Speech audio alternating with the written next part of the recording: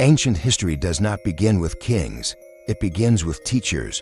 Before dynasties, before temples, before written law, there are records of beings who did not rule, they instructed. Among them, one name appears again and again, Thoth. In Egyptian texts, Thoth is not merely a god.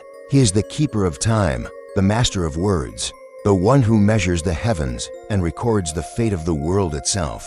But the most unsettling detail is this: Thoth is described as having walked among humans, not as myth, as presence. He is said to have lived through multiple ages, witnessing civilizations rise and vanish. He did not age. He did not die. In the pyramid texts and later Hermetic writings, Thoth is called the Twice Great, a title not of power, but of endurance.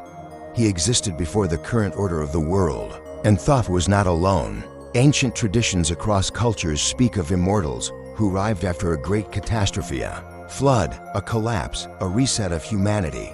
They were remembered as sages, lawgivers, and divine messengers. In Mesopotamia, they were the Apkala, semi-divine beings who taught humanity writing, agriculture, and law. In Mesoamerica, Quetzalcoatl appears not as a conqueror, but as a pale, bearded teacher who promised to return. In India, the rishis were said to possess knowledge not learned, but remembered. Different names, different cultures, but the same role. These beings did not demand worship. They demanded the preservation of knowledge. According to Hermetic tradition, Thoth encoded this knowledge into texts, symbols, and geometry so it could survive future collapses. The Emerald Tablets claim he sealed knowledge away, not to hide it forever, but to protect humanity from awakening too early. One passage warns that immortality is not eternal life, it is eternal responsibility. To remember everything while the world forgets. This is why these beings eventually withdrew. As humanity multiplied, as power replaced wisdom, the immortals vanished from open history, not destroyed, hidden. The texts say they retreated into the unseen beneath the earth, beyond the stars, or into states of existence humans could no longer perceive.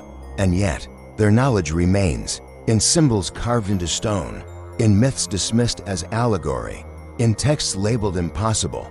The most dangerous idea is not that Thoth was immortal. It is that humanity was once guided and then abandoned, not because the teachers failed, but because the students were not ready. And if Thoth walked among us once, the question is not if such beings existed. The question is whether they are still watching, waiting for humanity to remember what it was once taught.